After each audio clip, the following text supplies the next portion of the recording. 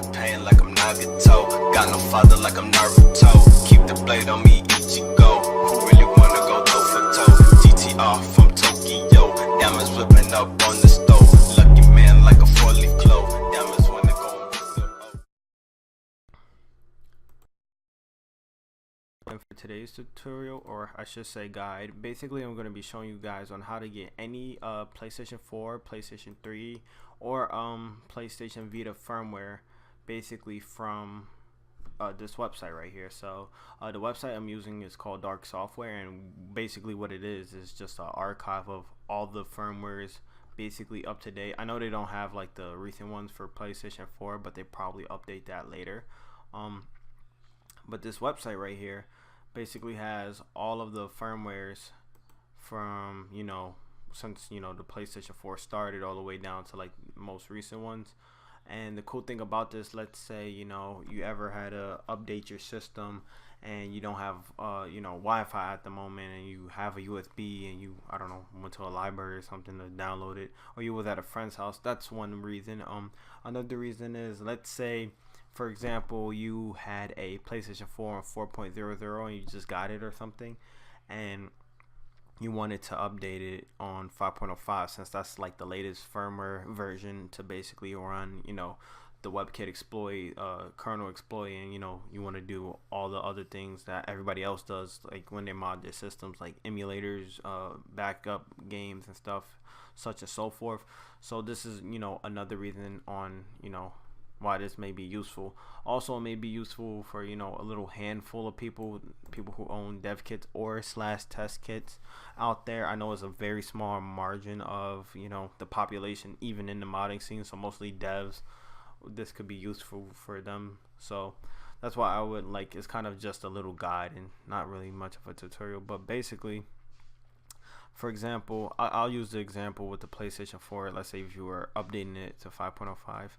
Let's state that your firmware that you want to go on, right, is 5.05. All you would have to do is register, then log into the website, and then from there, what you want to do is go ahead, download it. In my case, I've already downloaded it to my PC. So here's 5.05.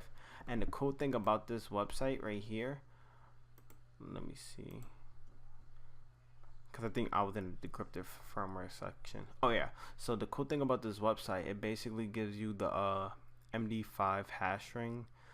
So essentially what this string does is basically it's a kind of a verification to make sure that whatever you're downloading, it's the exact same file, so you won't get mixed up. And also it checks if the file is corrupted or not. So if you download this, put it on your USB, in the typical PlayStation format, having a update folder called PS4 update, and then putting a PS4 update pup in there, you want to make sure first that these numbers match. And I have a cool website on the method to check that.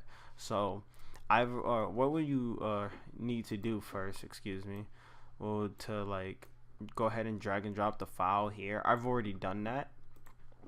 And basically this file right here outputted as checksum, and if you try to compare the same checksum, and all I did was copy and paste from the MD5 hash right here, all you would have to do is just check the numbers and letters to see if they match up. And that's one method on how to essentially check if your file is the correct one before you even go to your PS4 and update it, because you don't want to accidentally brick your system, or install the wrong update by accident, because accidents does happen.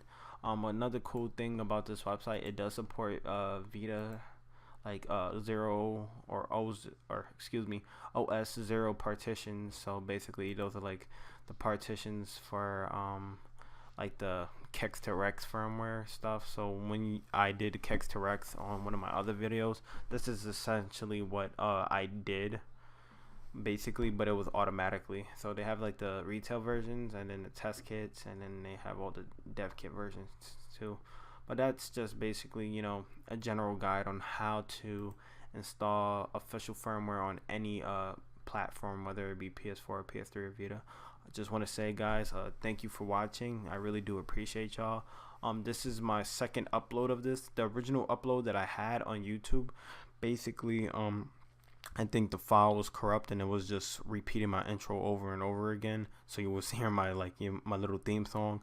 So I was like, oh snap. So basically I had to re-upload this. So this is my second take right now. But with that being said, I just want to say thank you all for been supporting my channel, retweeting my stuff out there, leaving comments in the comment section. I try to talk to everybody when I do get the chance. I'm almost on the road to 100, and I'm very, very thankful for everyone that's been subscribing to my channel. With that being said, my name is Nagato, and I'm signing out.